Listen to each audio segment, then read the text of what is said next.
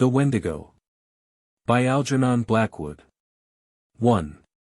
A considerable number of hunting parties were out that year without finding so much as a fresh trail. For the moose were uncommonly shy, and the various Nimrods returned to the bosoms of their respective families with the best excuses the facts of their imaginations could suggest. Dr. Cathcart, among others, came back without a trophy. But he brought instead the memory of an experience which he declares was worth all the bull moose that had ever been shot.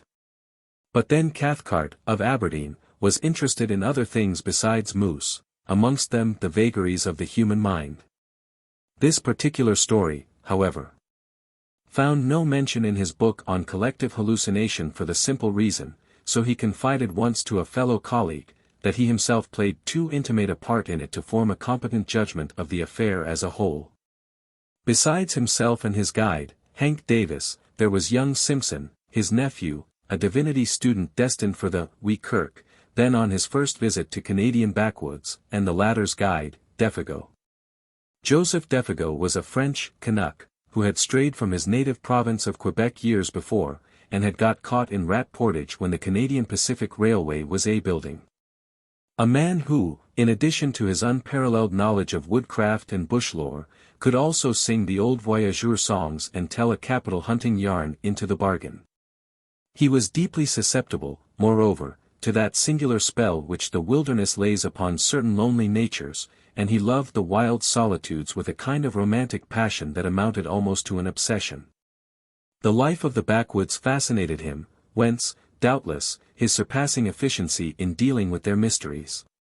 On this particular expedition he was Hank's choice. Hank knew him and swore by him. He also swore at him, just as a pal might, and since he had a vocabulary of picturesque, if utterly meaningless, oaths, the conversation between the two stalwart and hardy woodsmen was often of a rather lively description. This river of expletives, however, Hank agreed to dam a little out of respect for his old hunting boss, Dr. Cathcart, whom of course he addressed after the fashion of the country as Doc, and also because he understood that young Simpson was already a bit of a parson. He had, however, one objection to Defago, and one only, which was, that the French Canadian sometimes exhibited what Hank described as the output of a cursed and dismal mind, meaning apparently that he sometimes was true to type, Latin type, and suffered fits of a kind of silent moroseness when nothing could induce him to utter speech. Defago, that is to say, was imaginative and melancholy. And, as a rule, it was too long a spell of civilization that induced the attacks, for a few days of the wilderness invariably cured them. This, then, was the party of four that found themselves in camp the last week in October of that shy moose year, way up in the wilderness north of Rat Portage, a forsaken and desolate country. There was also Punk, an Indian, who had accompanied Dr. Cathcart and Hank on their hunting trips in previous years, and who acted as cook. His duty was merely to stay in camp, catch fish, and prepare venison steaks and coffee at a few minutes' notice. He dressed in the worn-out clothes bequeathed to him by former patrons, and, except for his coarse black hair and dark skin, he looked in these city garments no more like a real redskin than a stage Negro looks like a real African. For all that, however, Punk had in him still the instincts of his dying race, his taciturn silence and his endurance survived, also his superstition. The party round the blazing fire that night were despondent, for a week had passed without a single sign of recent moose discovering itself. Defago had sung his song and plunged into a story, but Hank, in bad humor, reminded him so often that he kept musing up the fac so, that it was most all nothin' but a petered-out lie. That the Frenchman had finally subsided into a sulky silence which nothing seemed likely to break. Dr. Cathcart and his nephew were fairly done after an exhausting day. Punk was washing up the dishes, grunting to himself under the lean-to of branches, where he later also slept. No one troubled to stir the slowly dying fire. Overhead the stars were brilliant in a sky quite wintry, and there was so little wind that ice was already forming stealthily along the shores of the still lake behind them. The silence of the vast listening forest stole forward and enveloped them. Hank broke in suddenly with his nasal voice. I'm in favor of breaking new ground tomorrow, Doc, he observed with energy, looking across at his employer. We don't stand a dead Dago's chance around here. Agreed, said Cathcart, always a man of few words. Think the idea's good? Sure Pop, it's good, Hank resumed with confidence. S'pose, now, you and I strike west, up Garden Lake way for a change. None of us ain't touched that quiet bit o' land yet. I'm with you. And you, Defago, take Mr. Simpson along in the small canoe, skip across the lake, portage over into 50 Island water, and take a good squint down at their southern shore. The moose yard there like hell last year, and for all we know they may be doin' it agin this year jest to spite us. Defago, keeping his eyes on the fire, said nothing by way of reply. He was still offended, possibly, about his interrupted story. No one's been up that way this year, and I'll lay my bottom dollar on that.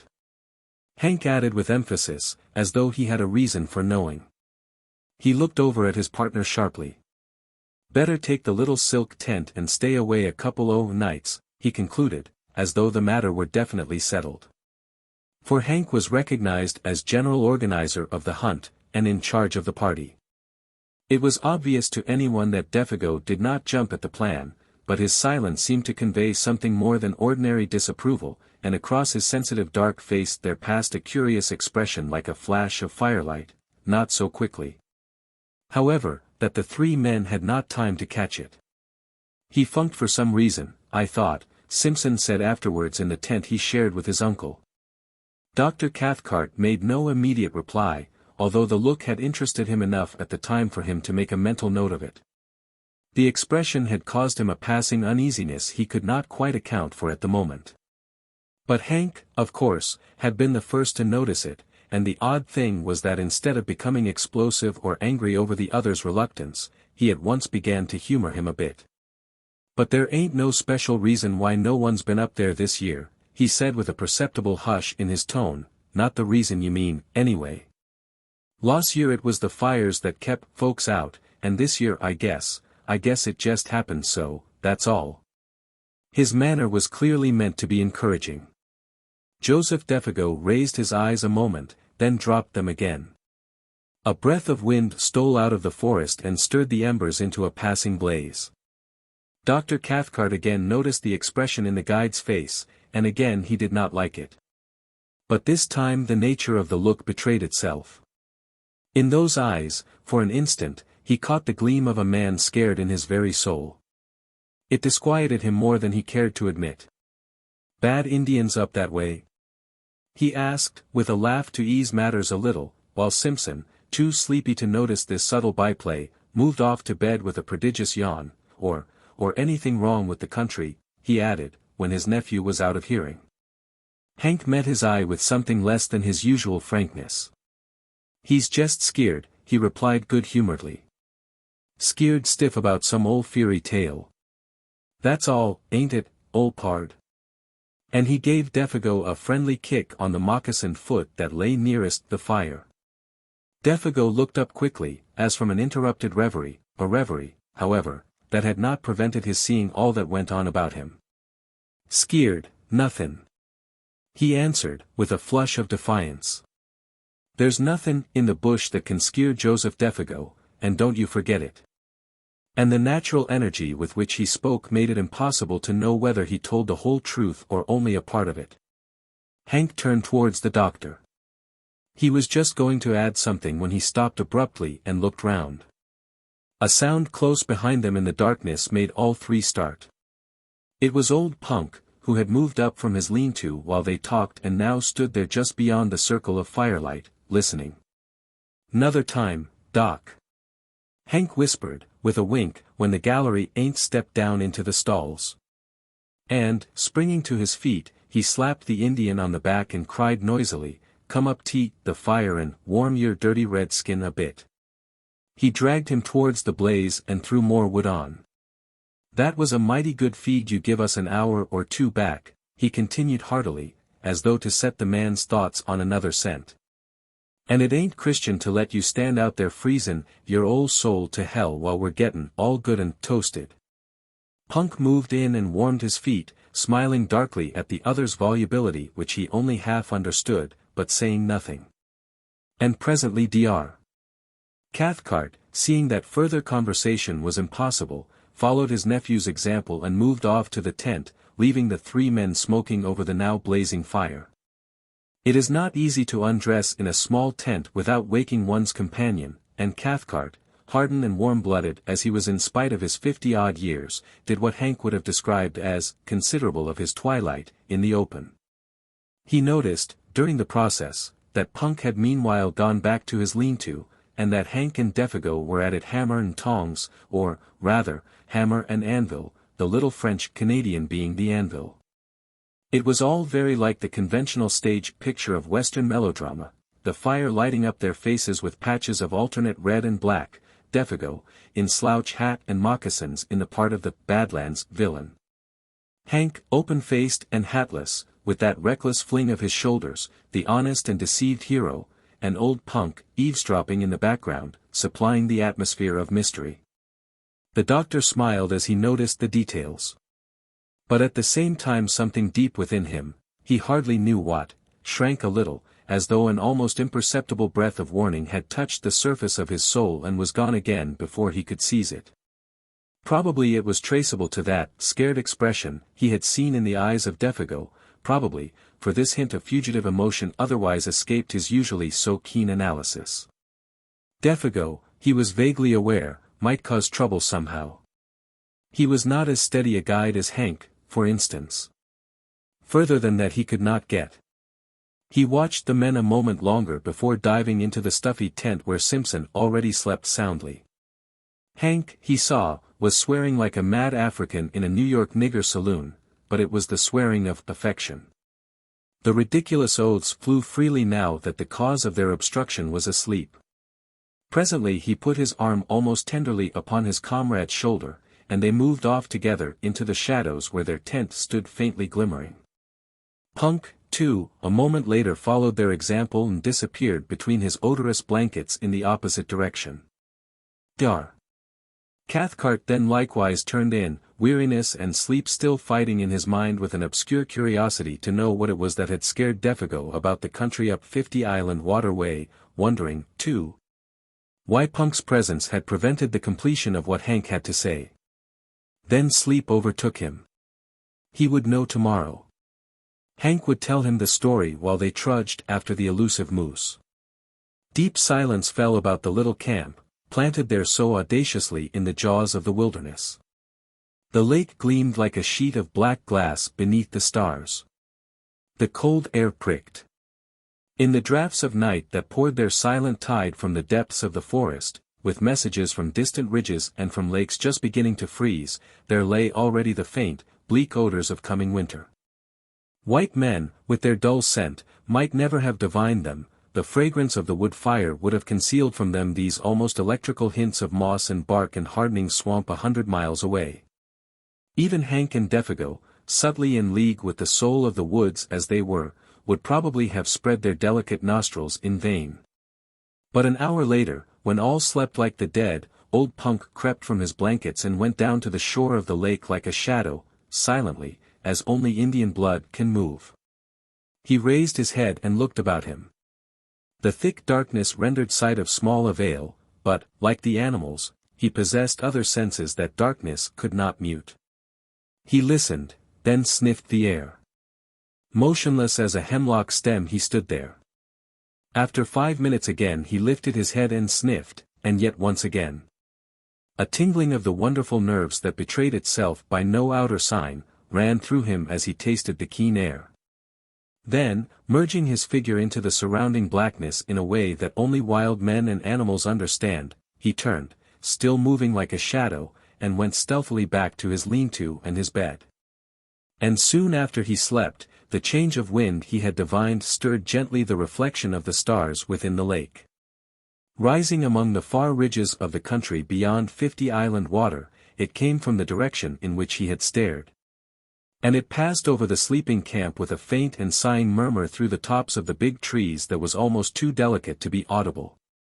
With it, down the desert paths of night, though too faint, too high even for the Indian's hair-like nerves, there passed a curious, thin odor, strangely disquieting, an odor of something that seemed unfamiliar, utterly unknown. The French Canadian and the man of Indian blood each stirred uneasily in his sleep just about this time, though neither of them woke. Then the ghost of that unforgettably strange odor passed away and was lost among the leagues of tenantless forest beyond. 2. In the morning the camp was astir before the sun. There had been a light fall of snow during the night and the air was sharp.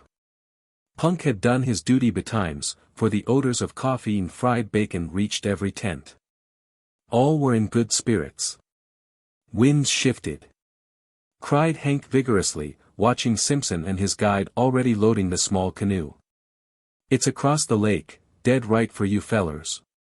And the snow'll make bully trails. If there's any moose musing around up thar, they'll not get so much as a tail-end scent of you with the wind as it is. Good luck, Monsieur Defago, he added, facetiously giving the name its French pronunciation for once, bon chance. Defago returned the good wishes, apparently in the best of spirits, the silent mood gone.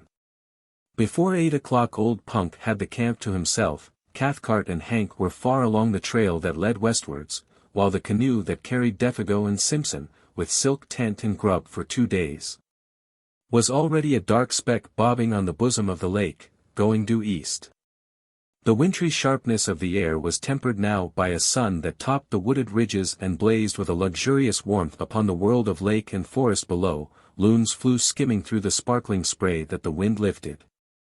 Divers shook their dripping heads to the sun and popped smartly out of sight again. And as far as I could reach rose the leagues of endless, crowding bush, desolate in its lonely sweep and grandeur, untrodden by foot of man, and stretching its mighty and unbroken carpet right up to the frozen shores of Hudson Bay.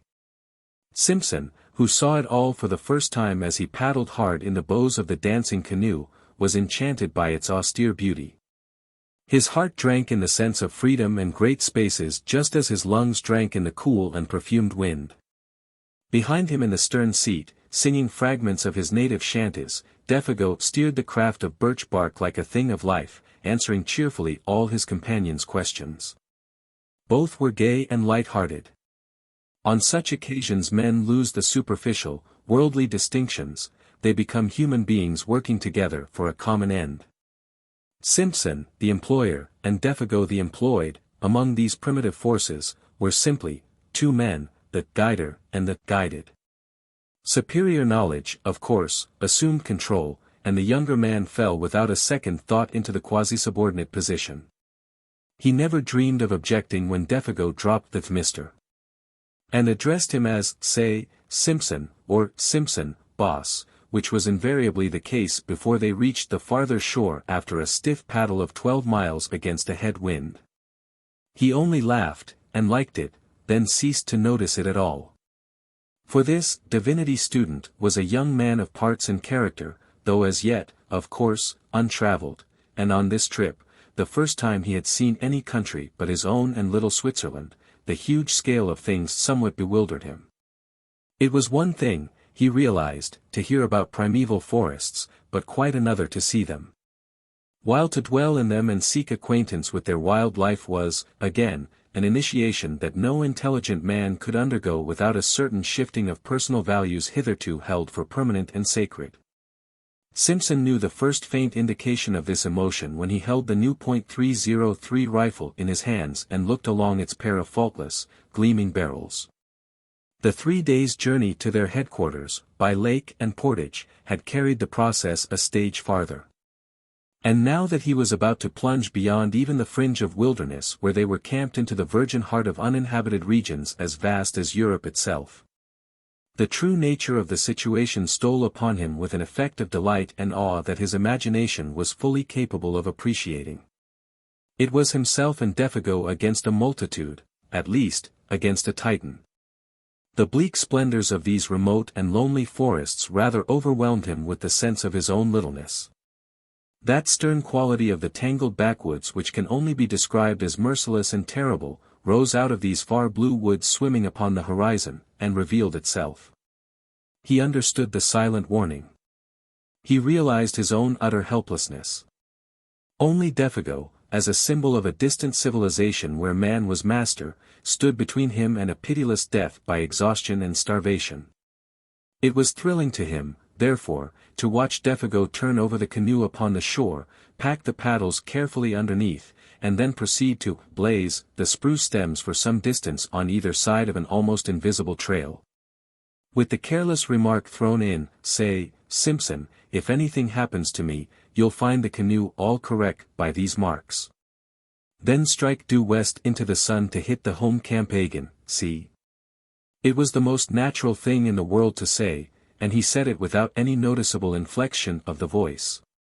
Only it happened to express the youth's emotions at the moment with an utterance that was symbolic of the situation and of his own helplessness as a factor in it. He was alone with Defago in a primitive world, that was all. The canoe, another symbol of man's ascendancy, was now to be left behind. Those small yellow patches, made on the trees by the axe, were the only indications of its hiding place. Meanwhile, shouldering the packs between them, each man carrying his own rifle, they followed the slender trail over rocks and fallen trunks and across half-frozen swamps. Skirting numerous lakes that fairly gemmed the forest, their borders fringed with mist. And towards 5 o'clock found themselves suddenly on the edge of the woods, looking out across a large sheet of water in front of them, dotted with pine-clad islands of all describable shapes and sizes. 50 island water, announced Defago wearily, and the sun just goin' to dip his bald old head into it, he added, with unconscious poetry, and immediately they set about pitching camp for the night. In a very few minutes, under those skillful hands that never made a movement too much or a movement too little, the silk tent stood taut and cozy, the beds of balsam boughs ready laid, and a brisk cooking fire burned with the minimum of smoke. While the young Scotchman cleaned the fish they had caught trolling behind the canoe, Defago guessed he would just as soon take a turn through the bush for indications of moose. "May come across a trunk where they been and rubbed horns," he said, as he moved off, "or feed in, on the last of the maple leaves," and he was gone. His small figure melted away like a shadow in the dusk, while Simpson noted with a kind of admiration how easily the forest absorbed him into herself. A few steps, it seemed, and he was no longer visible. Yet there was little underbrush hereabouts, the trees stood somewhat apart, well spaced, and in the clearings grew silver birch and maple, spear-like and slender, against the immense stems of spruce and hemlock. But for occasional prostrate monsters, and the boulders of grey rock that thrust uncouth shoulders here and there out of the ground, it might well have been a bit of park in the old country. Almost, one might have seen in it the hand of man. A little to the right, however, began the great burnt section, miles in extent, proclaiming its real character, brule, as it is called, where the fires of the previous year had raged for weeks, and the blackened stumps now rose gaunt and ugly. Bereft of branches, like gigantic match heads stuck into the ground, savage and desolate beyond words. The perfume of charcoal and rain-soaked ashes still hung faintly about it. The dusk rapidly deepened, the glades grew dark, the crackling of the fire and the wash of little waves along the rocky lake shore were the only sounds audible. The wind had dropped with the sun, and in all that vast world of branches nothing stirred. Any moment, it seemed, the woodland gods, who are to be worshipped in silence and loneliness, might stretch their mighty and terrific outlines among the trees. In front, through doorways pillared by huge straight stems, lay the stretch of 50 island water, a crescent-shaped lake some 15 miles from tip to tip, and perhaps 5 miles across where they were camped. A sky of rose and saffron, more clear than any atmosphere Simpson had ever known, still dropped its pale streaming fires across the waves, where the islands, 100, surely, rather than 50, floated like the fairy barks of some enchanted fleet. Fringed with pines, whose crests fingered most delicately the sky, they almost seemed to move upwards as the light faded, about to weigh anchor and navigate the pathways of the heavens instead of the currents of their native and desolate lake. And strips of colored cloud, like flaunting pennons, signaled their departure to the stars. The beauty of the scene was strangely uplifting. Simpson smoked the fish and burnt his fingers into the bargain in his efforts to enjoy it and at the same time tend the frying pan and the fire. Yet, ever at the back of his thoughts, lay that other aspect of the wilderness, the indifference to human life, the merciless spirit of desolation which took no note of man. The sense of his utter loneliness, now that even Defago had gone, came close as he looked about him and listened for the sound of his companion's returning footsteps. There was pleasure in the sensation, yet with it a perfectly comprehensible alarm. And instinctively the thought stirred in him, what could I, do, if anything happened and he did not come back? They enjoyed their well-earned supper, eating untold quantities of fish, and drinking unmilked tea strong enough to kill men who had not covered 30 miles of hard going, eating little on the way. And when it was over, they smoked and told stories round the blazing fire, laughing, stretching weary limbs, and discussing plans for the morrow. Defago was in excellent spirits, though disappointed at having no signs of moose to report. But it was dark and he had not gone far. The brule, too, was bad. His clothes and hands were smeared with charcoal. Simpson, watching him, realized with renewed vividness their position, alone together in the wilderness. Defago, he said presently, these woods, you know, are a bit too big to feel quite at home in, to feel comfortable in, I mean. He merely gave expression to the mood of the moment. He was hardly prepared for the earnestness, the solemnity even, with which the guide took him up. You've hit it right, Simpson, boss, he replied, fixing his searching brown eyes on his face, and that's the truth, sure. There's no end to no end at all. Then he added in a lowered tone as if to himself, there's lots found out that, and gone plumb to pieces. But the man's gravity of manner was not quite to the other's liking. It was a little too suggestive for this scenery and setting. He was sorry he had broached the subject.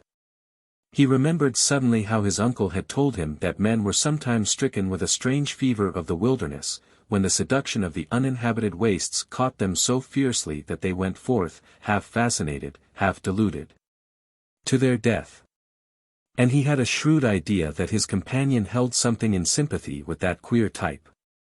He led the conversation on to other topics, on to Hank and the doctor, for instance, and the natural rivalry as to who should get the first sight of moose. If they went due west, observed Defago carelessly, there's 60 miles between us now, with old Punk at halfway house eaten, himself full to bustin' with fish and coffee. They laughed together over the picture. But the casual mention of those 60 miles again made Simpson realize the prodigious scale of this land where they hunted. 60 miles was a mere step, 200 little more than a step. Stories of lost hunters rose persistently before his memory. The passion and mystery of homeless and wandering men, seduced by the beauty of great forests, swept his soul in a way too vivid to be quite pleasant. He wondered vaguely whether it was the mood of his companion that invited the unwelcome suggestion with such persistence. Sing us a song, Defago, if you're not too tired, he asked, one of those old voyageur songs you sang the other night. He handed his tobacco pouch to the guide and then filled his own pipe, while the Canadian, nothing loath, sent his light voice across the lake in one of those plaintive, almost melancholy chanties with which lumbermen and trappers lessen the burden of their labor. There was an appealing and romantic flavor about it, something that recalled the atmosphere of the old pioneer days when Indians and wilderness were leagued together, battles frequent, and the old country farther off than it is today. The sound traveled pleasantly over the water, but the forest at their back seemed to swallow it down with a single gulp that permitted neither echo nor resonance. It was in the middle of the third verse that Simpson noticed something unusual, something that brought his thoughts back with a rush from faraway scenes. A curious change had come into the man's voice. Even before he knew what it was, uneasiness caught him, and looking up quickly, he saw that Defago, though still singing, was peering about him into the bush, as though he heard or saw something. His voice grew fainter, dropped to a hush, then ceased altogether. The same instant, with a movement amazingly alert, he started to his feet and stood upright, sniffing the air. Like a dog scenting game, he drew the air into his nostrils in short, sharp breaths, turning quickly as he did so in all directions, and finally pointing down the lake shore eastwards. It was a performance unpleasantly suggestive and at the same time singularly dramatic. Simpson's heart fluttered disagreeably as he watched it. "Lord, man! How you made me jump!" he exclaimed, on his feet beside him the same instant, and peering over his shoulder into the sea of darkness. "What's up? Are you frightened?" Even before the question was out of his mouth he knew it was foolish, for any man with a pair of eyes in his head could see that the Canadian had turned white down to his very gills. Not even sunburn and the glare of the fire could hide that. The student felt himself trembling a little, weakish in the knees. "What's up?" he repeated quickly. "Jew smell moose? Or anything queer, anything wrong?" He lowered his voice instinctively. The forest pressed round them with its encircling wall, the nearer tree stems gleamed like bronze in the firelight, beyond that, blackness, and, so far as he could tell, a silence of death. Just behind them a passing puff of wind lifted a single leaf, looked at it, then laid it softly down again without disturbing the rest of the covey. It seemed as if a million invisible causes had combined just to produce that single visible effect. Other life pulsed about them, and was gone. Defago turned abruptly, the livid hue of his face had turned to a dirty grey. "I never said I heard, or smelt, nothin'," he said slowly and emphatically, in an oddly altered voice that conveyed somehow a touch of defiance. "I was only, taking a look round, so to speak. It's always a mistake to be too previous with your questions." Then he added suddenly with obvious effort, in his more natural voice, "Have you got the matches, Boss Simpson?" And proceeded to light the pipe he had half filled just before he began to sing. Without speaking another word they sat down again by the fire. Defago changing his side so that he could face the direction the wind came from. For even a tenderfoot could tell that. Defago changed his position in order to hear and smell, all there was to be heard and smelt. And, since he now faced the lake with his back to the trees, it was evidently nothing in the forest that had sent so strange and sudden a warning to his marvelously trained nerves. "Guess now I don't feel like singing any," he explained presently of his own accord. "That song kinder brings back memories that's troublesome to me, I never oughta be begun it.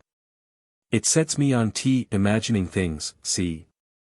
Clearly the man was still fighting with some profoundly moving emotion. He wished to excuse himself in the eyes of the other. But the explanation, in that it was only a part of the truth, was a lie, and he knew perfectly well that Simpson was not deceived by it. For nothing could explain away the livid terror that had dropped over his face while he stood there sniffing the air. And nothing, no amount of blazing fire, or chatting on ordinary subjects, could make that camp exactly as it had been before. The shadow of an unknown horror, naked if unguessed, that had flashed for an instant in the face and gestures of the guide, had also communicated itself, vaguely and therefore more potently, to his companion. The guide's visible efforts to dissemble the truth only made things worse. Moreover, to add to the younger man's uneasiness, was the difficulty, nay, the impossibility he felt of asking questions, and also his complete ignorance as to the cause. Indians, wild animals, forest fires, all these, he knew, were wholly out of the question. His imagination searched vigorously, but in vain.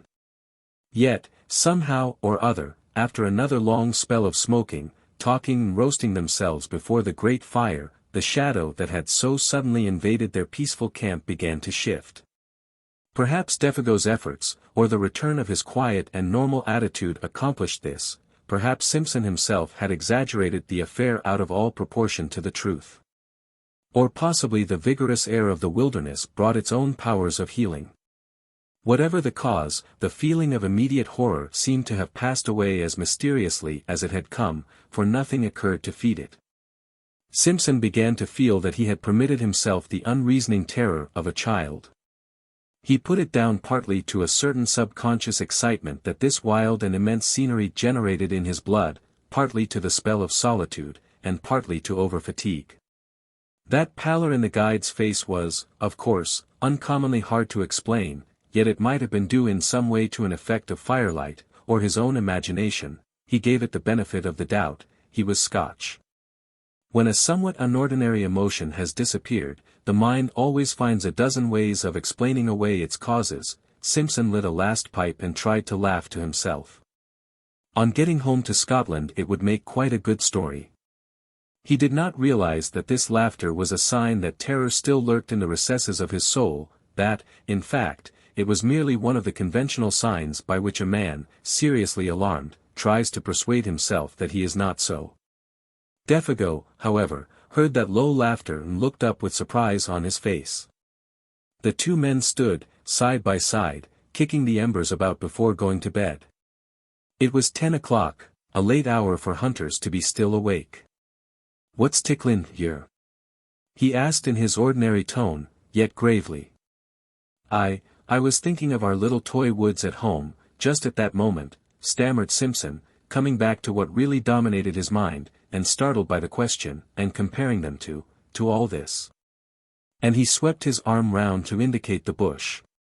A pause followed in which neither of them said anything. "All the same I wouldn't laugh about it, if I was you," Defago added, looking over Simpson's shoulder into the shadows. "There's places in there nobody won't never see into, nobody knows what lives in there either. Too big, too far off." The suggestion in the guide's manner was immense and horrible. Defago nodded. The expression on his face was dark. He, too, felt uneasy.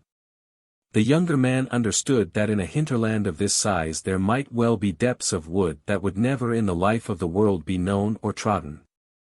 The thought was not exactly the sort he welcomed. In a loud voice, cheerfully, he suggested that it was time for bed. But the guide lingered, tinkering with the fire, arranging the stones needlessly, doing a dozen things that did not really need doing. Evidently there was something he wanted to say, yet found it difficult to get at. "Say, you, Boss Simpson," he began suddenly, as the last shower of sparks went up into the air, "you don't smell nothing, do you? Nothing particular, I mean." The commonplace question, Simpson realized, veiled a dreadfully serious thought in his mind. A shiver ran down his back. "Nothing but burning wood," he replied firmly, kicking again at the embers. The sound of his own foot made him start. "And all the evenin' you ain't smelt nothing?" persisted the guide, peering at him through the gloom. "Nothing extraordinary, and different to anything else you ever smelt before?" No, man, nothing at all," he replied aggressively, half angrily. Defago's face cleared. "That's good," he exclaimed with evident relief. "That's good to hear." "Have you?" asked Simpson sharply, and the same instant regretted the question. The Canadian came closer in the darkness. He shook his head. "I guess not," he said, though without overwhelming conviction. "It must have been just that song of mine that did it. It's the song they sing in lumber camps and godforsaken places like that, when they're skeered the Wendigo somewhere around, doin' a bit of swift traveling. And what's the Wendigo, pray?" Simpson asked quickly, irritated because again he could not prevent that sudden shiver of the nerves. He knew that he was close upon the man's terror and the cause of it. Yet a rushing passionate curiosity overcame his better judgment, and his fear. Defago turned swiftly and looked at him as though he were suddenly about to shriek. His eyes shone, but his mouth was wide open. Yet all he said, or whispered rather, for his voice sank very low, was, "It's nothin', but what those lousy fellers believe when they've been hittin' the bottle too long, a sort of great animal that lives up yonder." He jerked his head northwards, quick as lightning in its tracks, and bigger 'an anything else in the bush, and ain't supposed to be very good to look at, that's all.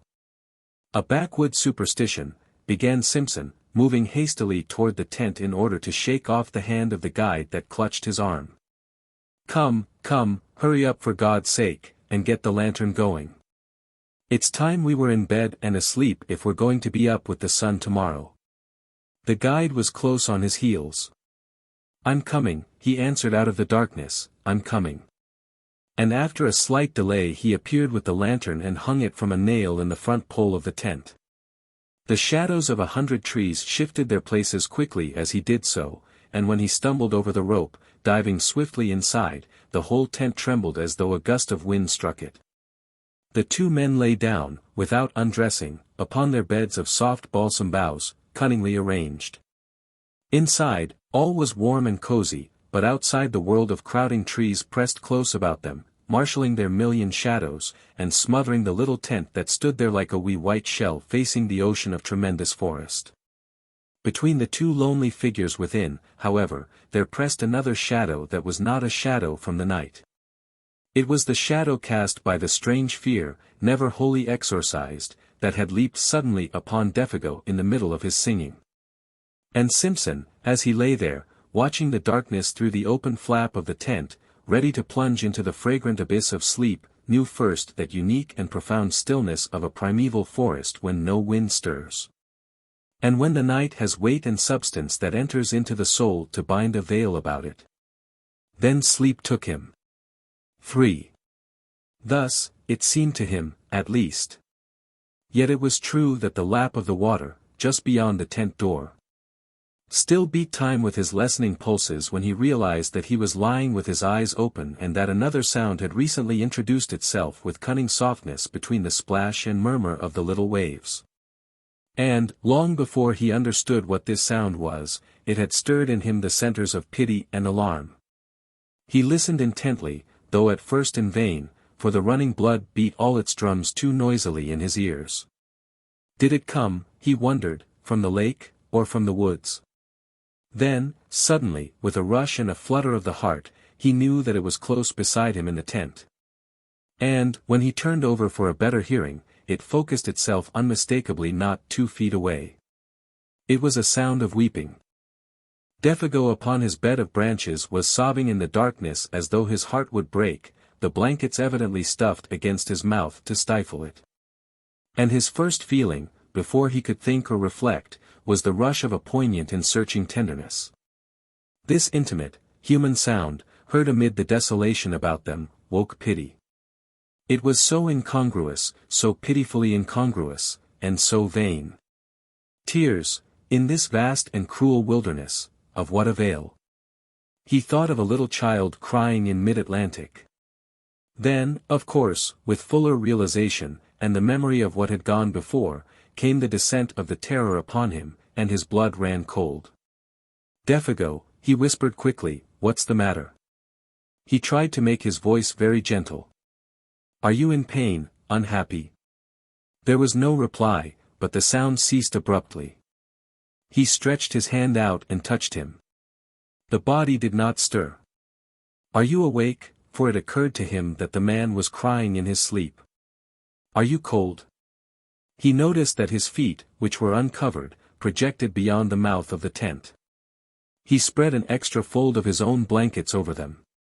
The guide had slipped down in his bed, and the branches seemed to have been dragged with him. He was afraid to pull the body back again, for fear of waking him. 1 or 2 tentative questions he ventured softly, but though he waited for several minutes there came no reply, nor any sign of movement. Presently he heard his regular and quiet breathing, and putting his hand again gently on the breast, felt the steady rise and fall beneath. Let me know if anything's wrong, he whispered, or if I can do anything. Wake me at once if you feel queer. He hardly knew what to say. He lay down again, thinking and wondering what it all meant. Defago, of course, had been crying in his sleep. Some dream or other had afflicted him. Yet never in his life would he forget that pitiful sound of sobbing, and the feeling that the whole awful wilderness of woods listened. His own mind busied itself for a long time with the recent events, of which this took its mysterious place as one, and though his reason successfully argued away all unwelcome suggestions, a sensation of uneasiness remained, resisting ejection. Very deep-seated, peculiar beyond ordinary. 4. But sleep, in the long run, proves greater than all emotions. His thoughts soon wandered again. He lay there, warm as toast, exceedingly weary, the night soothed and comforted, blunting the edges of memory in alarm. Half an hour later he was oblivious of everything in the outer world about him. Yet sleep, in this case, was his great enemy, concealing all approaches, smothering the warning of his nerves. As, sometimes, in a nightmare events crowd upon each other's heels with a conviction of dreadfulest reality, yet some inconsistent detail accuses the whole display of incompleteness and disguise, so the events that now followed, though they actually happened, persuaded the mind somehow that the detail which could explain them had been overlooked in the confusion, and that therefore they were but partly true, the rest delusion. At the back of the sleeper's mind something remains awake, ready to let slip the judgment. All this is not quite real, when you wake up you'll understand. And thus, in a way, it was with Simpson. The events, not wholly inexplicable or incredible in themselves, yet remain for the man who saw and heard them a sequence of separate facts of cold horror, because the little piece that might have made the puzzle clear lay concealed or overlooked. So far as he can recall, it was a violent movement, running downwards through the tent towards the door, that first woke him and made him aware that his companion was sitting bolt upright beside him, quivering. Hours must have passed, for it was the pale gleam of the dawn that revealed his outline against the canvas. This time the man was not crying, he was quaking like a leaf. The trembling he felt plainly through the blankets down the entire length of his own body. Defago had huddled down against him for protection, shrinking away from something that apparently concealed itself near the door flaps of the little tent. Simpson thereupon called out in a loud voice some question or other, in the first bewilderment of waking he does not remember exactly what, and the man made no reply. The atmosphere and feeling of true nightmare lay horribly about him, making movement and speech both difficult. At first, indeed, he was not sure where he was, whether in one of the earlier camps, or at home in his bed at Aberdeen. The sense of confusion was very troubling. And next, almost simultaneous with his waking, it seemed, the profound stillness of the dawn outside was shattered by a most uncommon sound. It came without warning, or audible approach. And it was unspeakably dreadful. It was a voice, Simpson declares, possibly a human voice. Hoarse yet plaintive, a soft, roaring voice close outside the tent, overhead rather than upon the ground, of immense volume, while in some strange way most penetratingly and seductively sweet. It rang out, too, in 3 separate and distinct notes, or cries, that bore in some odd fashion a resemblance, far-fetched yet recognizable, to the name of the guide, Defago. The student admits he is unable to describe it quite intelligently, for it was unlike any sound he had ever heard in his life, and combined a blending of such contrary qualities. A sort of windy, crying voice, he calls it, as of something lonely and untamed, wild and of abominable power. And, even before it ceased, dropping back into the great gulfs of silence, the guide beside him had sprung to his feet with an answering though unintelligible cry. He blundered against the tent pole with violence, shaking the whole structure, spreading his arms out frantically for more room, and kicking his legs impetuously free of the clinging blankets. For a second, perhaps 2, he stood upright by the door, his outline dark against the pallor of the dawn. Then, with a furious, rushing speed, before his companion could move a hand to stop him, he shot with a plunge through the flaps of canvas, and was gone. And as he went, so astonishingly fast that the voice could actually be heard dying in the distance, he called aloud in tones of anguished terror that at the same time held something strangely like the frenzied exultation of delight. Oh! Oh! My feet of fire! My burning feet of fire! Oh! Oh! This height and fiery speed! And then the distance quickly buried it, and the deep silence of very early morning descended upon the forest as before. It had all come about with such rapidity that, but for the evidence of the empty bed beside him, Simpson could almost have believed it to have been the memory of a nightmare carried over from sleep. He still felt the warm pressure of that vanished body against his side, there lay the twisted blankets in a heap, the very tent yet trembled with the vehemence of the impetuous departure. The strange words rang in his ears, as though he still heard them in the distance, wild language of a suddenly stricken mind. Moreover, it was not only the senses of sight and hearing that reported uncommon things to his brain, for even while the man cried and ran, he had become aware that a strange perfume, faint yet pungent, pervaded the interior of the tent. And it was at this point, it seems, brought to himself by the consciousness that his nostrils were taking this distressing odor down into his throat, that he found his courage, sprang quickly to his feet, and went out. The grey light of dawn that dropped, cold and glimmering, between the trees revealed the scene tolerably well. There stood the tent behind him, soaked with dew, the dark ashes of the fire, still warm. The lake, white beneath a coating of mist, the islands rising darkly out of it like objects packed in wool, and patches of snow beyond among the clearer spaces of the bush, everything cold, still, waiting for the sun. But nowhere a sign of the vanished guide, still, doubtless, flying at frantic speed through the frozen woods. There was not even the sound of disappearing footsteps, nor the echoes of the dying voice. He had gone, utterly. There was nothing. Nothing but the sense of his recent presence, so strongly left behind about the camp, and, this penetrating, all-pervading odor. And even this was now rapidly disappearing in its turn. In spite of his exceeding mental perturbation, Simpson struggled hard to detect its nature, and define it, but the ascertaining of an elusive scent, not recognized subconsciously and at once, is a very subtle operation of the mind. And he failed. It was gone before he could properly seize or name it. Approximate description, even, seems to have been difficult, for it was unlike any smell he knew.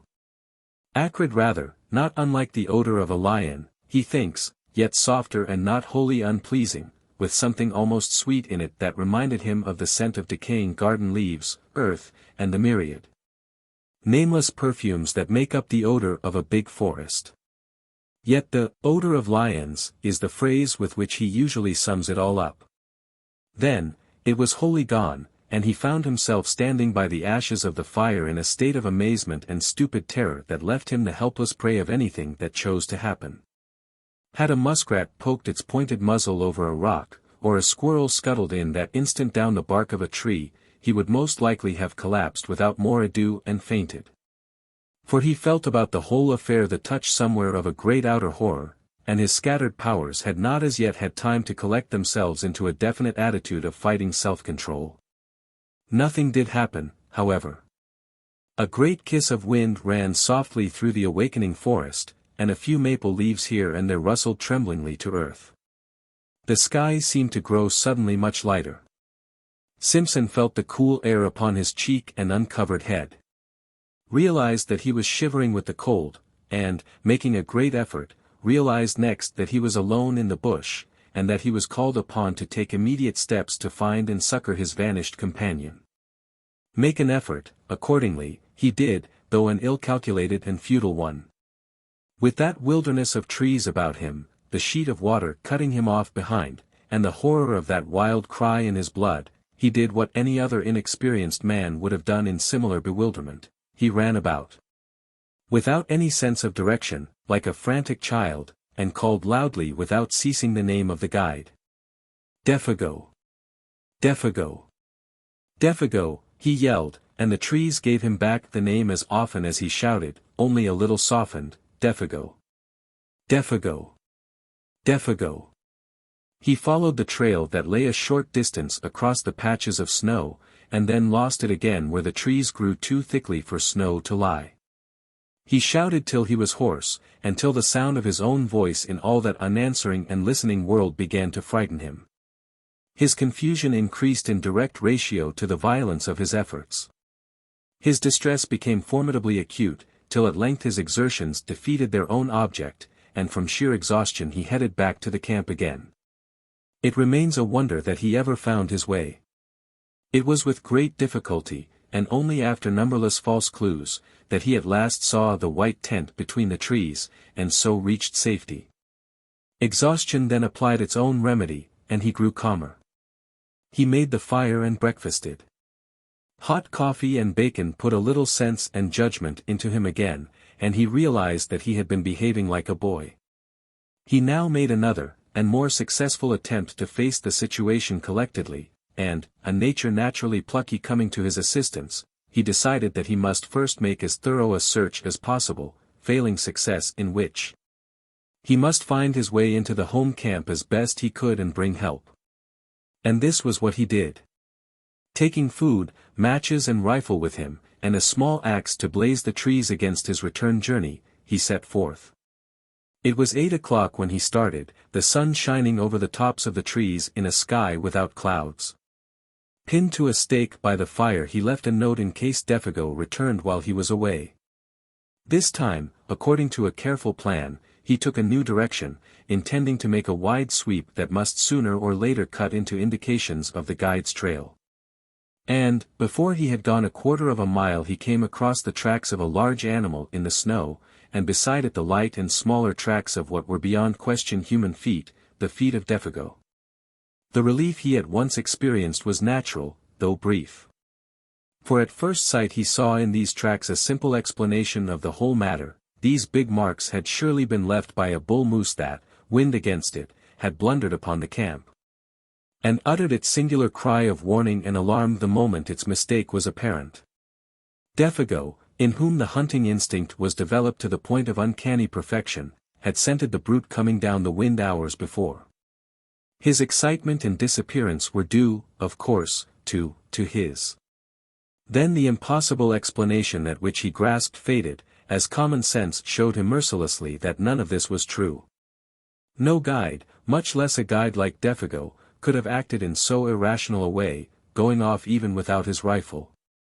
The whole affair demanded a far more complicated elucidation. When he remembered the details of it all, the cry of terror, the amazing language, the grey face of horror when his nostrils first caught the new odor. That muffled sobbing in the darkness, and, for this, too, now came back to him dimly, the man's original aversion for this particular bit of country. Besides, now that he examined them closer, these were not the tracks of a bull moose at all. Hank had explained to him the outline of a bull's hoofs, of a cow's or calves, too, for that matter. He had drawn them clearly on a strip of birch bark. And these were wholly different. They were big, round, ample, and with no pointed outline as of sharp hoofs. He wondered for a moment whether bear tracks were like that. There was no other animal he could think of, for caribou did not come so far south at this season, and, even if they did, would leave hoof marks.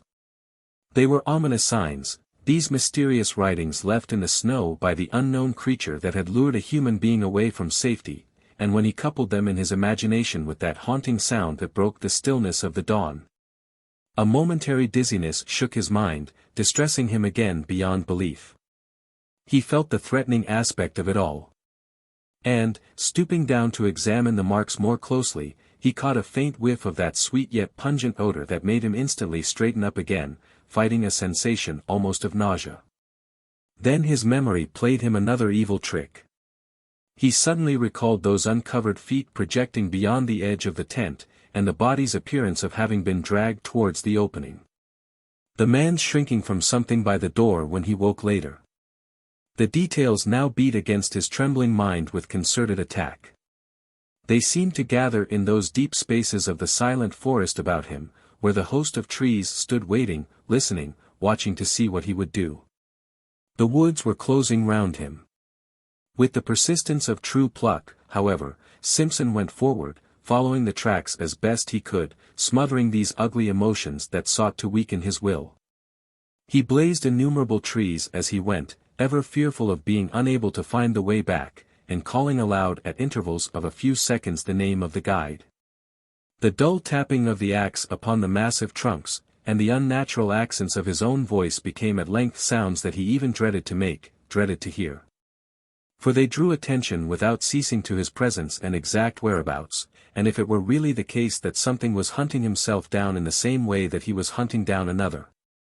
With a strong effort, he crushed the thought out the instant it rose. It was the beginning, he realized, of a bewilderment utterly diabolical in kind that would speedily destroy him. Although the snow was not continuous, lying merely in shallow flurries over the more open spaces, he found no difficulty in following the tracks for the first few miles. They went straight as a ruled line wherever the trees permitted. The stride soon began to increase in length, till it finally assumed proportions that seemed absolutely impossible for any ordinary animal to have made. Like huge flying leaps they became. One of these he measured, and though he knew that stretch of 18 feet must be somehow wrong, he was at a complete loss to understand why he found no signs on the snow between the extreme points.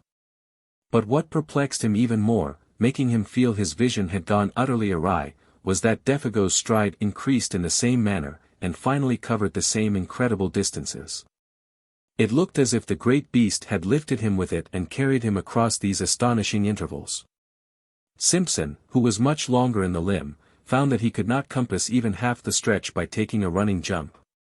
And the sight of these huge tracks, running side by side, silent evidence of a dreadful journey in which terror or madness had urged to impossible results, was profoundly moving. It shocked him in the secret depths of his soul. It was the most horrible thing his eyes had ever looked upon. He began to follow them mechanically, absent-mindedly almost, ever peering over his shoulder to see if he, too, were being followed by something with a gigantic tread. And soon it came about that he no longer quite realized what it was they signified, these impressions left upon the snow by something nameless and untamed, always accompanied by the footmarks of the little French Canadian, his guide, his comrade. The man who had shared his tent a few hours before, chatting, laughing, even singing by his side. For a man of his years and inexperience, only a canny Scot, perhaps, grounded in common sense and established in logic, could have preserved even that measure of balance that this youth somehow or other did manage to preserve through the whole adventure. Otherwise, two things he presently noticed, while forging pluckily ahead, must have sent him headlong back to the comparative safety of his tent, instead of only making his hands close more tightly upon the rifle stock, while his heart, trained for the wee kirk, sent a wordless prayer winging its way to heaven. Both tracks, he saw, had undergone a change, and this change, so far as it concerned the footsteps of the man, was in some undecipherable manner, appalling. It was in the bigger tracks he first noticed this, and for a long time he could not quite believe his eyes. Was it the blown leaves that produced odd effects of light and shade, or that the dry snow, drifting like finely ground rice about the edges, cast shadows and high lights? Or was it actually the fact that the great marks had become faintly colored? For round about the deep, plunging holes of the animal there now appeared a mysterious, reddish tinge that was more like an effect of light than of anything that dyed the substance of the snow itself. Every mark had it, and had it increasingly, this indistinct fiery tinge that painted a new touch of ghastliness into the picture. But when, wholly unable to explain or to credit it, he turned his attention to the other tracks to discover if they, too, bore similar witness, he noticed that these had meanwhile undergone a change that was infinitely worse, and charged with far more horrible suggestion. For, in the last 100 yards or so, he saw that they had grown gradually into the semblance of the parent tread. Imperceptibly the change had come about, yet unmistakably. It was hard to see where the change first began. The result, however, was beyond question. Smaller, neater, more cleanly modeled, they formed now an exact and careful duplicate of the larger tracks beside them. The feet that produced them had, therefore, also changed. And something in his mind reared up with loathing and with terror as he saw it. Simpson, for the first time, hesitated, then, ashamed of his alarm and indecision, took a few hurried steps ahead, the next instant stopped dead in his tracks. Immediately in front of him all signs of the trail ceased, both tracks came to an abrupt end. On all sides, for 100 yards and more, he searched in vain for the least indication of their continuance. There was nothing. The trees were very thick just there, big trees all of them, spruce, cedar, hemlock, there was no underbrush. He stood, looking about him, all distraught, bereft of any power of judgment. Then he set to work to search again, and yet again, but always with the same result, nothing. The feet that printed the surface of the snow thus far had now, apparently, left the ground.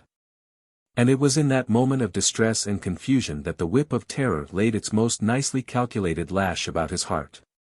It dropped with deadly effect upon the sorest spot of all, completely unnerving him. He had been secretly dreading all the time that it would come, and come it did. Far overhead, muted by great height and distance, strangely thinned and wailing, he heard the crying voice of Defago, the guide. The sound dropped upon him out of that still, wintry sky with an effect of dismay and terror unsurpassed. The rifle fell to his feet. He stood motionless an instant, listening as it were with his whole body, then staggered back against the nearest tree for support, disorganized hopelessly in mind and spirit. To him, in that moment, it seemed the most shattering and dislocating experience he had ever known, so that his heart emptied itself of all feeling whatsoever as by a sudden draught. Oh! Oh! This fiery height! Oh, my feet of fire! My burning feet of fire, ran in far, beseeching accents of indescribable appeal this voice of anguish down the sky. Once it called, then silence through all the listening wilderness of trees.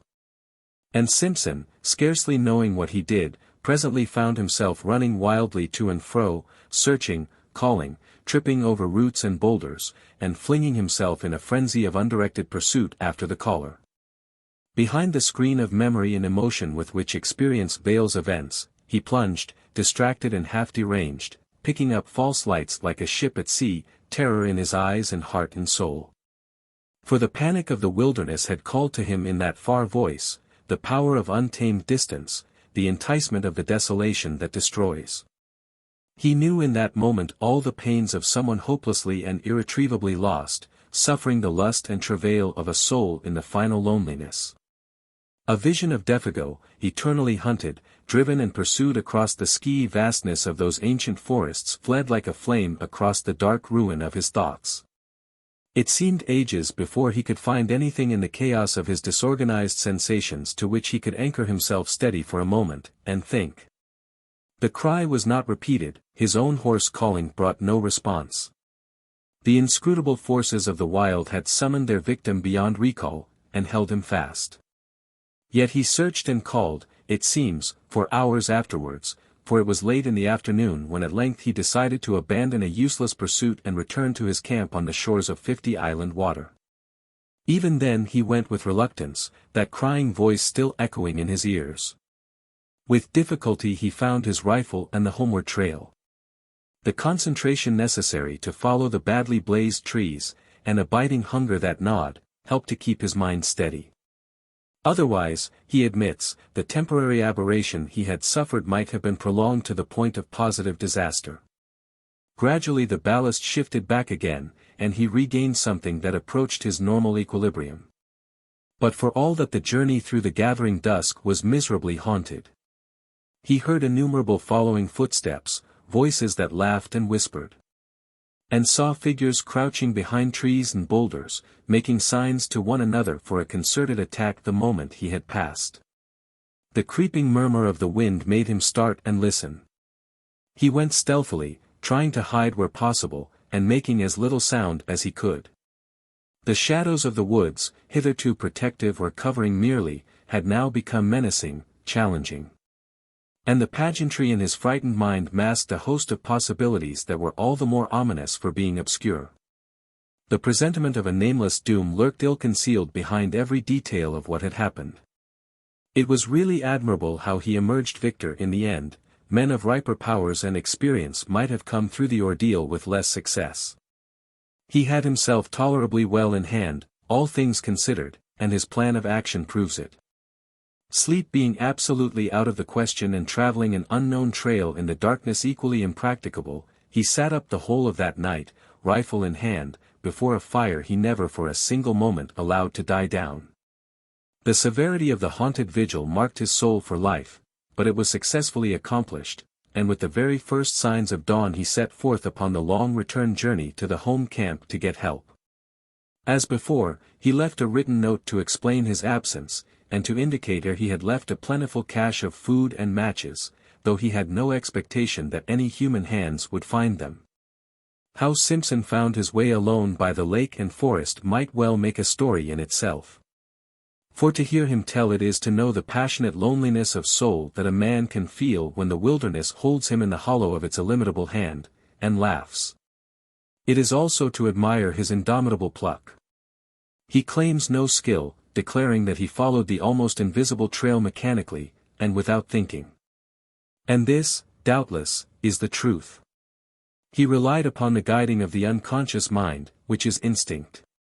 Perhaps, too, some sense of orientation, known to animals and primitive men, may have helped as well.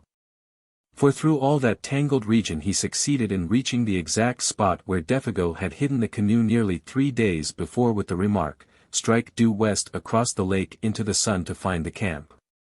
There was not much sun left to guide him, but he used his compass to the best of his ability, embarking in the frail craft for the last 12 miles of his journey with a sensation of immense relief that the forest was at last behind him. And, fortunately, the water was calm. He took his line across the center of the lake instead of coasting round the shores for another 20 miles. Fortunately, too, the other hunters were back. The light of their fires furnished a steering point without which he might have searched all night long for the actual position of the camp. It was close upon midnight all the same when his canoe grated on the sandy cove, and Hank, Punk and his uncle, disturbed in their sleep by his cries, ran quickly down and helped a very exhausted and broken specimen of Scotch humanity over the rocks toward a dying fire. 6. The sudden entrance of his prosaic uncle into this world of wizardry and horror that had haunted him without interruption now for 2 days and 2 nights, had the immediate effect of giving to the affair an entirely new aspect. The sound of that crisp, "Hello, my boy. And what's up now?" and the grasp of that dry and vigorous hand introduced another standard of judgment. A revulsion of feeling washed through him. He realized that he had let himself go rather badly. He even felt vaguely ashamed of himself. The native hard-headedness of his race reclaimed him. And this doubtless explains why he found it so hard to tell that group round the fire, everything. He told enough, however, for the immediate decision to be arrived at that a relief party must start at the earliest possible moment, and that Simpson, in order to guide it capably, must first have food and, above all, sleep. Dar. Cathcart, observing the lad's condition more shrewdly than his patient knew, gave him a very slight injection of morphine. For 6 hours he slept like the dead. From the description carefully written out afterwards by this student of divinity, it appears that the account he gave to the astonished group omitted sundry vital and important details. He declares that, with his uncle's wholesome, matter-of-fact countenance staring him in the face, he simply had not the courage to mention them. Thus, all the search party gathered, it would seem, was that Defago had suffered in the night an acute and inexplicable attack of mania, had imagined himself called by someone or something, and had plunged into the bush after it without food or rifle, where he must die a horrible and lingering death by cold and starvation unless he could be found and rescued in time. In time, moreover, meant at once. In the course of the following day, however, they were off by 7, leaving Punk in charge with instructions to have food and fire always ready. Simpson found it possible to tell his uncle a good deal more of the story's true inwardness, without divining that it was drawn out of him as a matter of fact by a very subtle form of cross-examination. By the time they reached the beginning of the trail, where the canoe was laid up against the return journey, he had mentioned how Defago spoke vaguely of something he called a Wendigo, how he cried in his sleep, how he imagined an unusual scent about the camp, and had betrayed other symptoms of mental excitement. He also admitted the bewildering effect of that extraordinary odor upon himself, pungent and acrid like the odor of lions. And by the time they were within an easy hour of 50 Island Water he had let slip the further fact, a foolish avowal of his own hysterical condition, as he felt afterwards, that he had heard the vanished guide call for help. He omitted the singular phrases used, for he simply could not bring himself to repeat the preposterous language. Also, while describing how the man's footsteps in the snow had gradually assumed an exact miniature likeness of the animal's plunging tracks, he left out the fact that they measured a wholly incredible distance. It seemed a question, nicely balanced between individual pride and honesty, what he should reveal and what suppress. He mentioned the fiery tinge in the snow, for instance, yet shrank from telling that body in bed had been partly dragged out of the tent, with the net result that Dr. Cathcart, adroit psychologist that he fancied himself to be, had assured him clearly enough exactly where his mind, influenced by loneliness, bewilderment and terror, had yielded to the strain and invited delusion. While praising his conduct, he managed at the same time to point out where, when, and how his mind had gone astray. He made his nephew think himself finer than he was by judicious praise, yet more foolish than he was by minimizing the value of the evidence. Like many another materialist, that is, he lied cleverly on the basis of insufficient knowledge, because the knowledge supplied seemed to his own particular intelligence inadmissible. The spell of these terrible solitudes, he said, cannot leave any mind untouched, any mind, that is, possessed of the higher imaginative qualities. It has worked upon yours exactly as it worked upon my own when I was your age. The animal that haunted your little camp was undoubtedly a moose, for the belling of a moose may have, sometimes, a very peculiar quality of sound. The colored appearance of the big tracks was obviously a defect of vision in your own eyes produced by excitement. The size and stretch of the tracks we shall prove when we come to them. But the hallucination of an audible voice, of course, is one of the commonest forms of delusion due to mental excitement, an excitement, my dear boy, perfectly excusable, and, let me add, wonderfully controlled by you under the circumstances. For the rest, I am bound to say, you have acted with a splendid courage, for the terror of feeling oneself lost in this wilderness is nothing short of awful, and, had I been in your place, I don't for a moment believe I could have behaved with 1/4 of your wisdom and decision.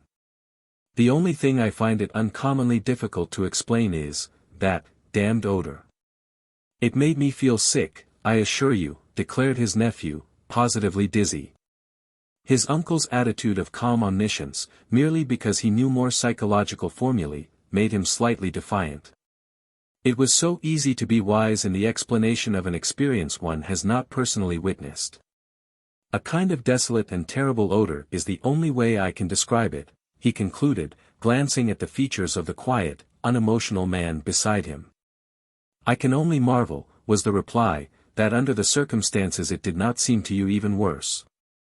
The dry words, Simpson knew, hovered between the truth, and his uncle's interpretation of the truth. And so at last they came to the little camp and found the tent still standing, the remains of the fire, and the piece of paper pinned to a stake beside it, untouched. The cache, poorly contrived by inexperienced hands, however, had been discovered and opened, by musk rats, mink and squirrel. The matches lay scattered about the opening, but the food had been taken to the last crumb. "Well, fellers, he ain't here," exclaimed Hank loudly after his fashion. "And that's as sartain as the coal supplied down below. But war he's got to buy this time is 'bout as unsartain as the trade in crowns in t'other place." The presence of a divinity student was no barrier to his language at such a time, though for the reader's sake it may be severely edited. "I propose," he added, "that we start out at once and hunt for 'em like hell." The gloom of Defago's probable fate oppressed the whole party with a sense of dreadful gravity the moment they saw the familiar signs of recent occupancy. Especially the tent, with the bed of balsam branches still smoothed and flattened by the pressure of his body, seemed to bring his presence near to them. Simpson, feeling vaguely as if his world were somehow at stake, went about explaining particulars in a hushed tone. He was much calmer now, though overwearied with the strain of his many journeys. His uncle's method of explaining away, rather, the details still fresh in his haunted memory helped, too, to put ice upon his emotions. "And that's the direction he ran off in," he said to his two companions, pointing in the direction where the guide had vanished that morning in the grey dawn. "Straight down there he ran like a deer, in between the birch and the hemlock." Hank and Dr. Cathcart exchanged glances. "And it was about 2 miles down there, in a straight line," continued the other, speaking with something of the former terror in his voice, "that I followed his trail to the place where it stopped, dead." "And where you heard him callin', and caught the stench, and all the rest of the wicked entertainment," cried Hank, with a volubility that betrayed his keen distress. "And where your excitement overcame you to the point of producing illusions," added Dr. Cathcart under his breath, yet not so low that his nephew did not hear it. It was early in the afternoon, for they had traveled quickly, and there were still a good 2 hours of daylight left. Dr. Cathcart and Hank lost no time in beginning the search, but Simpson was too exhausted to accompany them. They would follow the blazed marks on the trees, and where possible, his footsteps. Meanwhile the best thing he could do was to keep a good fire going, and rest. But after something like 3 hours' search, the darkness already down, the two men returned to camp with nothing to report. Fresh snow had covered all signs, and though they had followed the blazed trees to the spot where Simpson had turned back, they had not discovered the smallest indication of a human being, or for that matter, of an animal. There were no fresh tracks of any kind, the snow lay undisturbed. It was difficult to know what was best to do, though in reality there was nothing more they could do. They might stay and search for weeks without much chance of success. The fresh snow destroyed their only hope, and they gathered round the fire for supper, a gloomy and despondent party. The facts, indeed, were sad enough, for Defago had a wife at Rat Portage, and his earnings were the family's sole means of support. Now that the whole truth in all its ugliness was out, it seemed useless to deal in further disguise or pretense. They talked openly of the facts and probabilities. It was not the first time, even in the experience of Dr. Cathcart, that a man had yielded to the singular seduction of the solitudes and gone out of his mind. Defago, moreover, was predisposed to something of the sort, for he already had a touch of melancholia in his blood, and his fibre was weakened by bouts of drinking that often lasted for weeks at a time. Something on this trip, one might never know precisely what, had sufficed to push him over the line, that was all. And he had gone off into the great wilderness of trees and lakes to die by starvation and exhaustion. The chances against his finding camp again were overwhelming, the delirium that was upon him would also doubtless have increased, and it was quite likely he might do violence to himself and so hasten his cruel fate. Even while they talked, indeed, the end had probably come.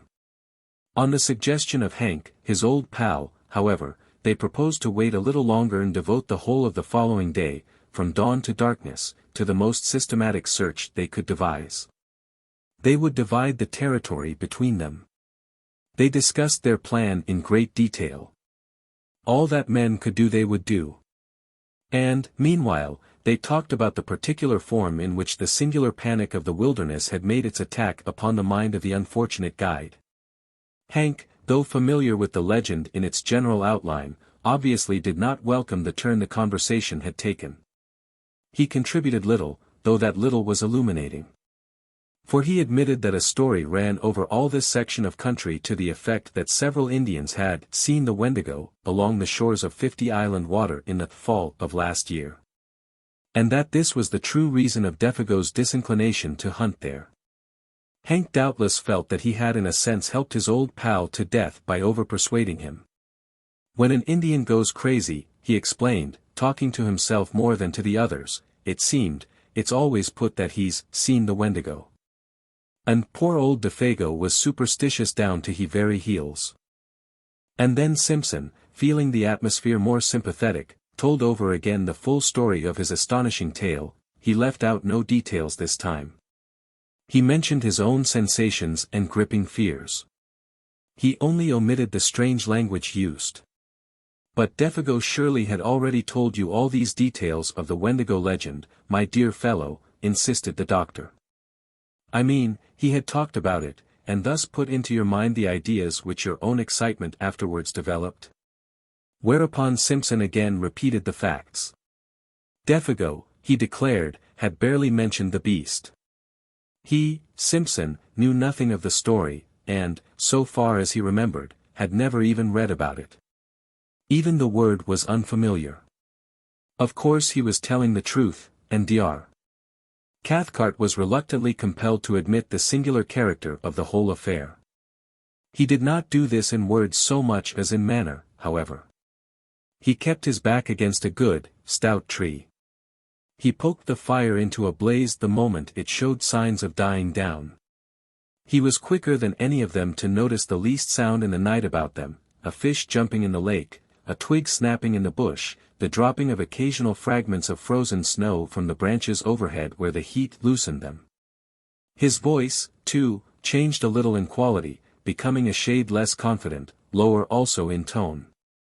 Fear, to put it plainly, hovered close about that little camp, and though all three would have been glad to speak of other matters, the only thing they seemed able to discuss was this, the source of their fear. They tried other subjects in vain. There was nothing to say about them. Hank was the most honest of the group, he said next to nothing. He never once, however, turned his back to the darkness. His face was always to the forest, and when wood was needed he didn't go farther than was necessary to get it. 7. A wall of silence wrapped them in, for the snow, though not thick, was sufficient to deaden any noise, and the frost held things pretty tight besides. No sound but their voices and the soft roar of the flames made itself heard. Only, from time to time, something soft as the flutter of a pine moth's wings went past them through the air. No one seemed anxious to go to bed. The hours slipped towards midnight.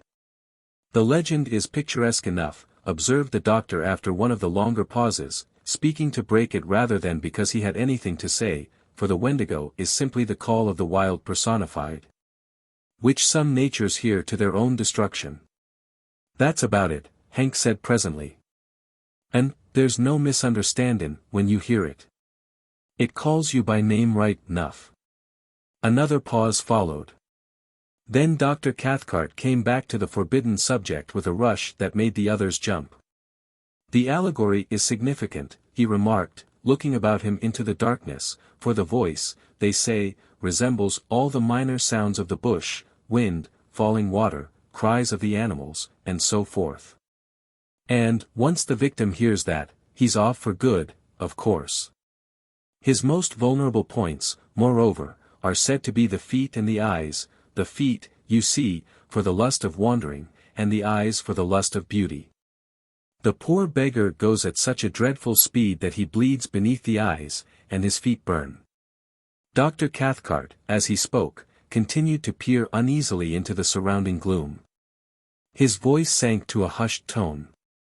The Wendigo, he added, is said to burn his feet, owing to the friction, apparently caused by its tremendous velocity, till they drop off, and new ones form exactly like its own.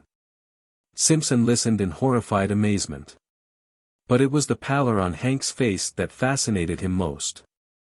He would willingly have stopped his ears and closed his eyes, had he dared. It don't always keep to the ground neither, came in Hank's slow, heavy drawl, for it goes so high that he thinks the stars have set him all afire.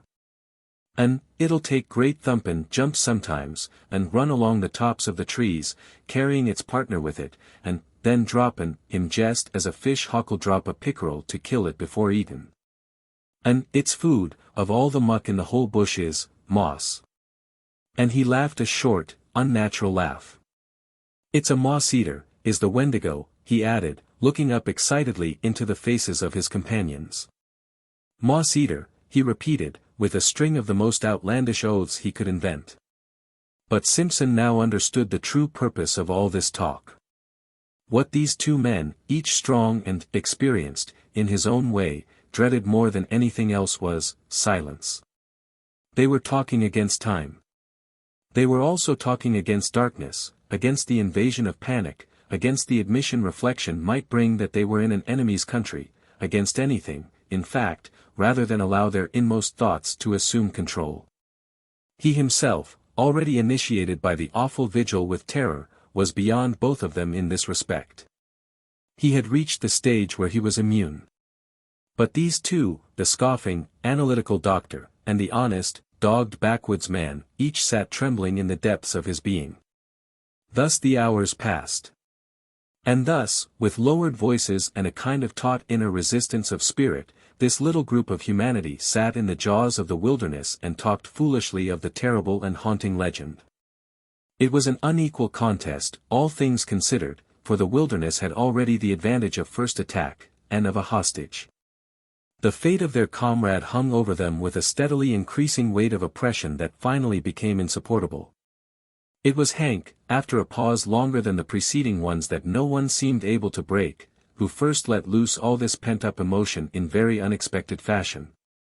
By springing suddenly to his feet and letting out the most ear-shattering yell imaginable into the night. He could not contain himself any longer, it seemed. To make it carry even beyond an ordinary cry, he interrupted its rhythm by shaking the palm of his hand before his mouth. "That's for Defago," he said, looking down at the other two with a queer, defiant laugh, "for it's my belief, the sandwiched oaths may be omitted, that my old partner's not far from us at this very minute." There was a vehemence and recklessness about his performance that made Simpson, too, start to his feet in amazement, and betrayed even the doctor into letting the pipe slip from between his lips. Hank's face was ghastly, but Cathcart's showed a sudden weakness, a loosening of all his faculties, as it were. Then a momentary anger blazed into his eyes, and he too, though with deliberation born of habitual self-control, got upon his feet and faced the excited guide. For this was unpermissible, foolish, dangerous, and he meant to stop it in the bud. What might have happened in the next minute or two one may speculate about, yet never definitely know, for in the instant of profound silence that followed Hank's roaring voice, and as though in answer to it, something went past through the darkness of the sky overhead at terrific speed, something of necessity very large, for it displaced much air, while down between the trees there fell a faint and windy cry of a human voice, calling in tones of indescribable anguish and appeal. "Oh, oh! This fiery height! Oh, oh! My feet of fire! My burning feet of fire!" White to the very edge of his shirt, Hank looked stupidly about him like a child. "Dar!" Cathcart uttered some kind of unintelligible cry, turning as he did so with an instinctive movement of blind terror towards the protection of the tent, then halting in the act as though frozen. Simpson, alone of the three, retained his presence of mind a little. His own horror was too deep to allow of any immediate reaction. He had heard that cry before. Turning to his stricken companions, he said almost calmly, "That's exactly the cry I heard, the very words he used." Then, lifting his face to the sky, he cried aloud, "Defago, Defago! Come down here to us! Come down!" And before there was time for anybody to take definite action one way or another, there came the sound of something dropping heavily between the trees, striking the branches on the way down, and landing with a dreadful thud upon the frozen earth below. The crash and thunder of it was really terrific. "That's him, help me the good God," came from Hank in a whispering cry half choked, his hand going automatically toward the hunting knife in his belt. "And he's coming.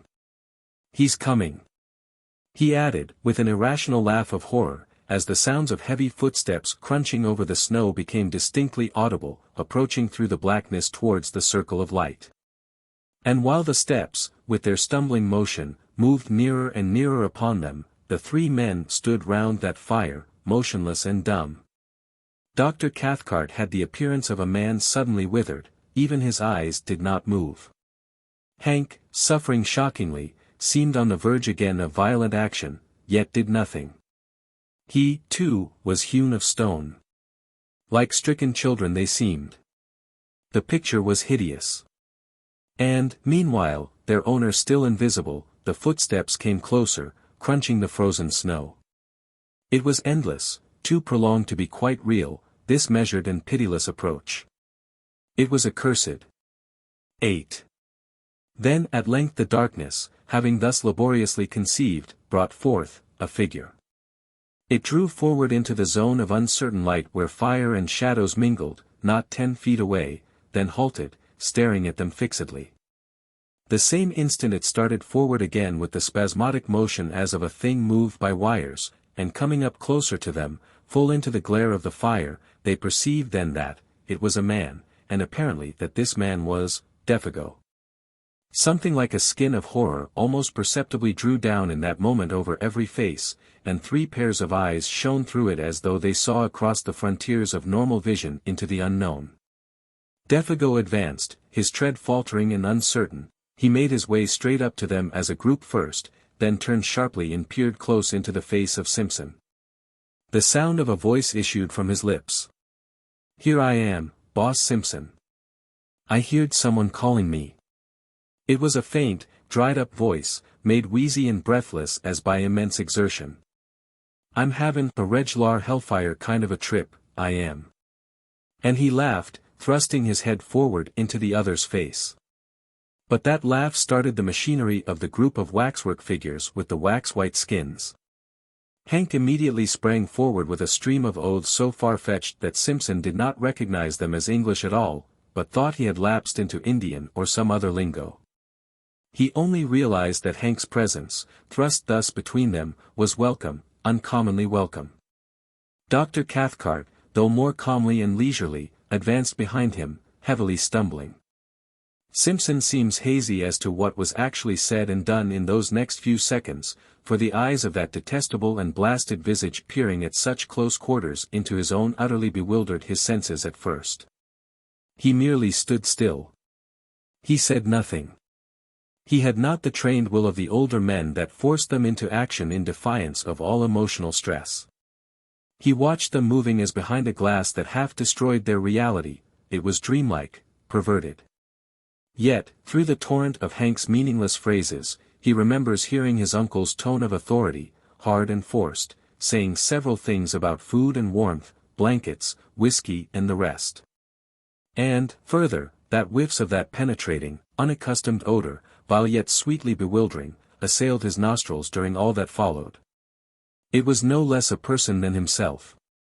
However, less experienced and adroit than the others though he was, who gave instinctive utterance to the sentence that brought a measure of relief into the ghastly situation by expressing the doubt and thought in each one's heart. "It is, you, isn't it, Defago?" he asked under his breath, horror breaking his speech.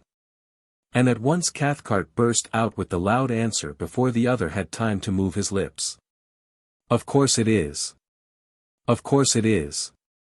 Only, can't you see, he's nearly dead with exhaustion, cold and terror. Isn't that enough to change a man beyond all recognition?" It was said in order to convince himself as much as to convince the others. The overemphasis alone proved that. And continually, while he spoke and acted, he held a handkerchief to his nose. That odor pervaded the whole camp. For the Defago, who sat huddled by the big fire, wrapped in blankets, drinking hot whiskey and holding food in wasted hands, was no more like the guide they had last seen alive than the picture of a man of 60 is like a daguerreotype of his early youth in the costume of another generation. Nothing really can describe that ghastly caricature, that parody, masquerading there in the firelight as Defago. From the ruins of the dark and awful memories he still retains, Simpson declares that the face was more animal than human, the features drawn about into wrong proportions, the skin loose and hanging, as though he had been subjected to extraordinary pressures and tensions. It made him think vaguely of those bladder faces blown up by the hawkers on Ludgate Hill, that change their expression as they swell, and as they collapse emit a faint and wailing imitation of a voice. Both face and voice suggested some such abominable resemblance. But Cathcart long afterwards, seeking to describe the indescribable, asserts that thus might have looked a face and body that had been in air so rarefied that, the weight of atmosphere being removed, the entire structure threatened to fly asunder and become incoherent. It was Hank, though all distraught and shaking with a tearing volume of emotion he could neither handle nor understand, who brought things to a head without much ado. He went off to a little distance from the fire, apparently so that the light should not dazzle him too much, and shading his eyes for a moment with both hands, shouted in a loud voice that held anger and affection dreadfully mingled. "You ain't Defago. You ain't Defago at all. I don't give a damn, but that ain't you, my old pal of 20 years. He glared upon the huddled figure as though he would destroy him with his eyes. "And if it is I'll swab the floor of hell with a wad of cotton wool on a toothpick, help me the good God," he added, with a violent fling of horror and disgust. It was impossible to silence him. He stood there shouting like one possessed, horrible to see, horrible to hear, because it was the truth. He repeated himself in 50 different ways, each more outlandish than the last. The woods rang with echoes. At one time it looked as if he meant to fling himself upon the intruder, for his hand continually jerked towards the long hunting knife in his belt. But in the end he did nothing, and the whole tempest completed itself very shortly with tears. Hank's voice suddenly broke, he collapsed on the ground, and Cathcart somehow or other persuaded him at last to go into the tent and lie quiet. The remainder of the affair, indeed, was witnessed by him from behind the canvas, his white and terrified face peeping through the crack of the tent door flap. Then Dr. Cathcart, closely followed by his nephew who so far had kept his courage better than all of them, went up with a determined air and stood opposite to the figure of Defago huddled over the fire. He looked him squarely in the face and spoke. At first his voice was firm. "Defago, tell us what's happened, just a little, so that we can know how best to help you," he asked in a tone of authority, almost of command. And at that point, it was command. At once afterwards, however, it changed in quality, for the figure turned up to him a face so piteous, so terrible and so little like humanity, that the doctor shrank back from him as from something spiritually unclean. Simpson, watching close behind him, says he got the impression of a mask that was on the verge of dropping off, and that underneath they would discover something black and diabolical, revealed in utter nakedness. "Out with it, man, out with it!" Cathcart cried, terror running neck and neck with entreaty. "None of us can stand this much longer." It was the cry of instinct over reason. And then Defago, smiling whitely, answered in that thin and fading voice that already seemed passing over into a sound of quite another character. "I seen that great Wendigo thing," he whispered, sniffing the air about him exactly like an animal. "I been with it too." Whether the poor devil would have said more, or whether Dr. Cathcart would have continued the impossible cross-examination cannot be known, for at that moment the voice of Hank was heard yelling at the top of his voice from behind the canvas that concealed all but his terrified eyes. Such a howling was never heard. His feet! Oh, God, his feet! Look at his great changed feet! Defago, shuffling where he sat, had moved in such a way that for the first time his legs were in full light and his feet were visible. Yet Simpson had no time, himself, to see properly what Hank had seen. And Hank has never seen fit to tell. That same instant, with a leap like that of a frightened tiger, Cathcart was upon him, bundling the folds of blanket about his legs with such speed that the young student caught little more than a passing glimpse of something dark and oddly massed where moccasined feet ought to have been, and saw even that but with uncertain vision. Then, before the doctor had time to do more, or Simpson time to even think a question, much less ask it, Defago was standing upright in front of them, balancing with pain and difficulty. And upon his shapeless and twisted visage an expression so dark and so malicious that it was, in the true sense, monstrous. "Now you seen it too," he wheezed, "you seen my fiery, burning feet. And now, that is, unless you kin save me and prevent, it's 'bout time for—" His piteous and beseeching voice was interrupted by a sound that was like the roar of wind coming across the lake. The trees overhead shook their tangled branches. The blazing fire bent its flames as before a blast. And something swept with a terrific, rushing noise about the little camp and seemed to surround it entirely in a single moment of time. Defago shook the clinging blankets from his body, turned towards the woods behind, and with the same stumbling motion that had brought him, was gone, before anyone could move muscle to prevent him, gone with an amazing, blundering swiftness that left no time to act. The darkness positively swallowed him. And less than a dozen seconds later, above the roar of the swaying trees and the shout of the sudden wind, all three men, watching and listening with stricken hearts, heard a cry that seemed to drop down upon them from a great height of sky and distance. "Oh, oh! This fiery height! Oh, oh! My feet of fire!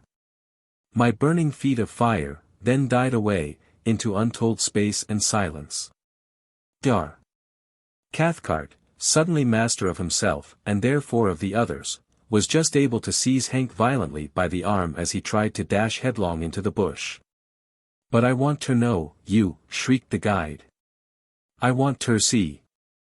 That ain't him at all, but some devil that's shunted into his place. Somehow or other, he admits he never quite knew how he accomplished it, he managed to keep him in the tent and pacify him." The doctor, apparently, had reached the stage where reaction had set in and allowed his own innate force to conquer. Certainly he'd managed Hank admirably.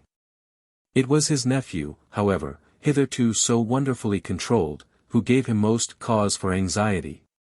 For the cumulative strain had now produced a condition of lachrymose hysteria which made it necessary to isolate him upon a bed of boughs and blankets as far removed from Hank as was possible under the circumstances.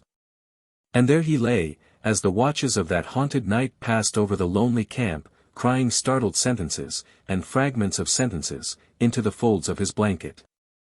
A quantity of gibberish about speed and height and fire mingled oddly with biblical memories of the classroom. People with broken faces all on fire are coming at a most awful pace towards the camp, he would moan 1 minute.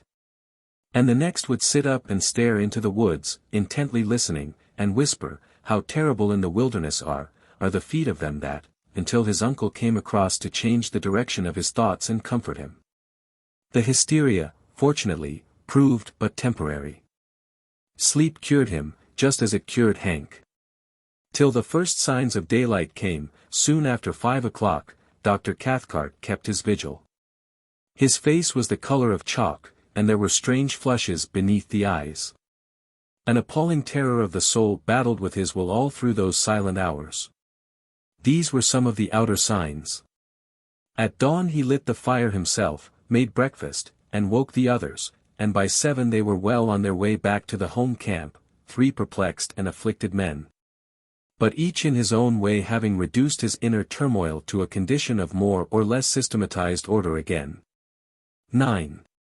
They talked little, and then only of the most wholesome and common things, for their minds were charged with painful thoughts that clamored for explanation, though no one dared refer to them. Hank, being nearest to primitive conditions, was the first to find himself, for he was also less complex. In Dr. Cathcart, civilization championed his forces against an attack singular enough. To this day, perhaps, he is not quite sure of certain things. Anyhow, he took longer to find himself. Simpson, the student of divinity, it was who arranged his conclusions probably with the best, though not most scientific, appearance of order. Out there, in the heart of unreclaimed wilderness, they had surely witnessed something crudely and essentially primitive. Something that had survived somehow the advance of humanity had emerged terrifically, betraying a scale of life still monstrous and immature. He envisaged it rather as a glimpse into prehistoric ages, when superstitions, gigantic and uncouth, still oppressed the hearts of men. When the forces of nature were still untamed, the powers that may have haunted a primeval universe not yet withdrawn. To this day he thinks of what he termed years later in a sermon, savage and formidable potencies lurking behind the souls of men, not evil perhaps in themselves, yet instinctively hostile to humanity as it exists. With his uncle he never discussed the matter in detail, for the barrier between the two types of mind made it difficult. Only once, years later, something led them to the frontier of the subject, of a single detail of the subject, rather. "Can't you even tell me what they were like?" he asked. And the reply, though conceived in wisdom, was not encouraging. "It is far better you should not try to know, or to find out." "Well, that odor," persisted the nephew. "What do you make of that?" Dar. Cathcart looked at him and raised his eyebrows. "Odors," he replied, "are not so easy as sounds and sights of telepathic communication. I make as much, or as little, probably, as you do yourself." He was not quite so glib as usual with his explanations. That was all. At the fall of day, cold, exhausted, famished, the party came to the end of the long portage and dragged themselves into a camp that at first glimpsed seemed empty. Fire there was none, and no punk came forward to welcome them. The emotional capacity of all three was too overspent to recognize either surprise or annoyance. But the cry of spontaneous affection that burst from the lips of Hank, as he rushed ahead of them towards the fireplace, came probably as a warning that the end of the amazing affair was not quite yet. And both Cathcart and his nephew confessed afterwards that when they saw him kneel down in his excitement and embrace something that reclined, gently moving, beside the extinguished ashes, They felt in their very bones that this something would prove to be Defago, the true Defago, returned. And so, indeed, it was. It is soon told. Exhausted to the point of emaciation, the French Canadian, what was left of him, that is, fumbled among the ashes, trying to make a fire. His body crouched there, the weak fingers obeying feebly the instinctive habit of a lifetime with twigs and matches. But there was no longer any mind to direct the simple operation. The mind had fled beyond recall. And with it, too, had fled memory. Not only recent events, but all previous life was a blank. This time it was the real man, though incredibly and horribly shrunken. On his face was no expression of any kind whatever, fear, welcome, or recognition. He did not seem to know who it was that embraced him, or who it was that fed, warmed and spoke to him the words of comfort and relief. Forlorn and broken beyond all reach of human aid, the little man did meekly as he was bidden. The something that had constituted him individual had vanished forever. In some ways it was more terribly moving than anything they had yet seen, that idiot smile as he drew wads of coarse moss from his swollen cheeks and told them that he was a damned moss-eater, the continued vomiting of even the simplest food. And, worst of all, the piteous and childish voice of complaint in which he told them that his feet pained him, burned like fire, which was natural enough when Dr. Cathcart examined them and found that both were dreadfully frozen. Beneath the eyes there were faint indications of recent bleeding. The details of how he survived the prolonged exposure, of where he had been, or of how he covered the great distance from one camp to the other, including an immense detour of the lake on foot since he had no canoe, all this remains unknown. His memory had vanished completely. And before the end of the winter whose beginning witnessed this strange occurrence, Defago, bereft of mind, memory and soul, had gone with it. He lingered only a few weeks. And what Punk was able to contribute to the story throws no further light upon it. He was cleaning fish by the lake shore about 5 o'clock in the evening, an hour, that is, before the search party returned, when he saw this shadow of the guide picking its way weakly into camp. In advance of him, he declares, came the faint whiff of a certain singular odor. That same instant old Punk started for home. He covered the entire journey of 3 days as only Indian blood could have covered it. The terror of a whole race drove him. He knew what it all meant. Defago had seen the Wendigo.